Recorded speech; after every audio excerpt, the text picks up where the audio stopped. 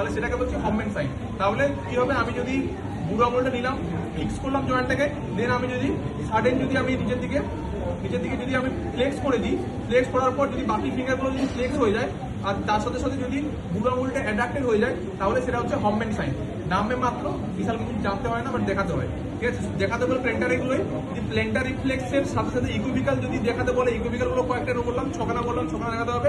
তার সাথে যদি বলি প্লেন্টার রিফ্লেক্সের সমতুল্য আর কি আছে হাতে করার জন্য, তখন তাকে দেখাতে হবে ওয়াটারব্যাক সাইন, হফম্যান সাইন, আর এটা হচ্ছে ট্রমনার সাইন। ট্রমনার মানে কি, সেম এটা ফ্লেক্সিং করছিলাম, এটা এক্সটেনশন করবো, এক্সটেনশন করবো। ঠিক আছে, তো এক্সটেনশন করলে সেটা হচ্ছে ট্রমনার সাইন।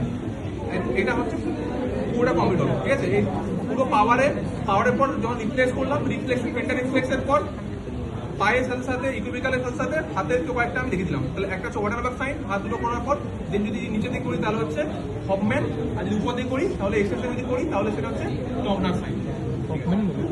আচ্ছা, এরপর আসছে সুপারফিশিয়াল রিফ্লেক্সগুলো।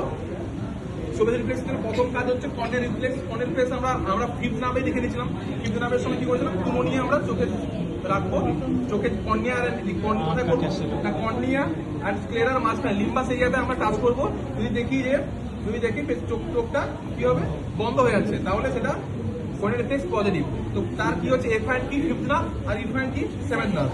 আচ্ছা, তো কর্নিয়ার পরে এরপর হচ্ছে অ্যাবডোমিনাল রিফ্লেক্স। অ্যাবডোমিনাল রিফ্লেক্স করার জন্য কি বলেছিলাম, তো এটা করতে হবে কিভাবে না, কস্টাল মার্জিন বরাবর। তো এর কস্টাল মার্জিন যেভাবে রয়েছে, কস্টাল মার্জিন বরাবর, তো বাইরের থেকে ভিতরে, কখনো এইভাবে ভিতর থেকে বাইরে করবি না, অলওয়েজ হচ্ছে বাইরের থেকে ভিতরে। ঠিক আছে, তো বাইরের থেকে ভিতরে কস্টাল মার্জিন বরাবর করতে হবে, কস্টাল মার্জিন বরাবর করতে হবে। এটা হলো, দেন আবার বাইরের থেকে ভিতরে আম্বিলিকাস যখন করবো তখন হচ্ছে স্ট্রেট লাইন হবে। দেন হচ্ছে যখন ইঙ্গুলার লিগামেন্ট করবো, ইঙ্গুলার লিগামেন্টের সময় কি হবে, সেম বাইরের ভিতরে এভাবে।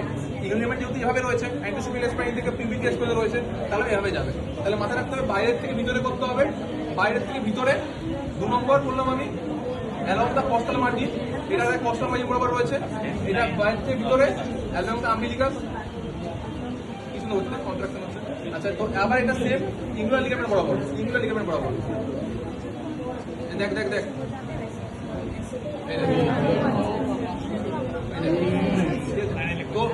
তো তাহলে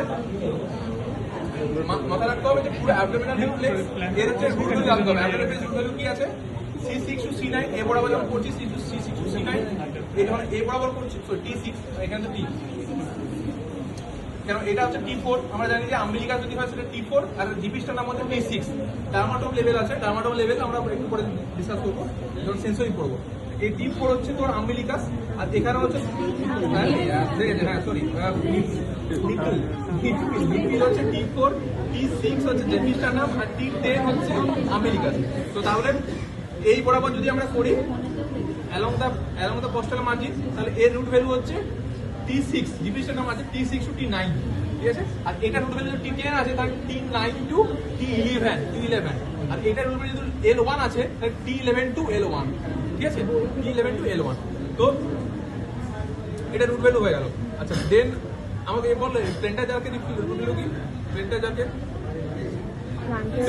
কি রুট ভ্যালু বল,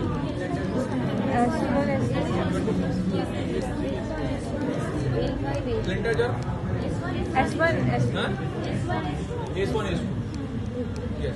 আচ্ছা, দেন হচ্ছে আমাদের তাহলে সুপারফিশিয়াল রিফ্লেক্সের মধ্যে হলো প্লেন্টার, 2 নম্বর হচ্ছে কর্নিয়াল, অ্যাবডোমিনাল, বাকি কয়েকটা রয়েছে।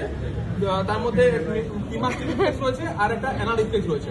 তো কিমাস্টিক রিফ্লেক্স যদি কেউ দেখাতে বলে, শুধু থিওরিটিক্যালি জেনে রাখ একটু, কি করতে হবে না, মিডিয়াল অ্যাসপেক্ট বরাবর, মিডিয়াল বরাবর উপর থেকে নিচে দিকে যেতে হবে। এভাবে যদি করবো তাতে কি হবে, ওই পাশের স্পোর্টারের মধ্যে ওই পাশে টেস্টিসটা আপওয়ার্ডে উঠে আসবে। যদি আমি এভাবে যদি মিডিয়াল থাইতে যদি আমরা মিডিয়াল থাইতে যদি উপর থেকে নিচে দিকে স্ট্রাইক করি স্কিনের উপর, তাহলে কি হবে না, ওর ওই সাইডের স্পোর্টামটা উপর দিকে আপওয়ার্ডে উঠে আসবে। এটা হচ্ছে ক্রিমাস্টিক রিফ্লেক্স। ক্রিমাস্টিক রিফ্লেক্সের রুট ভ্যালু বল, ক্রিমাস্টিক রিফ্লেক্সের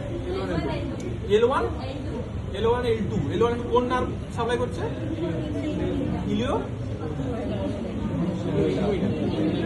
ইনগুইনাল। ঠিক আছে, আচ্ছা, দেন না ভুল বললাম, জেনিটো ফিমোরাল, ভুল বলেছে, জেনিটো ফিমোরাল। ক্রিমাস্টিক রিফ্লেক্স হচ্ছে জেনিটো ফিমোরাল। ঠিক আছে, জেনিটো ফিমোরাল L1 L2, ইলিও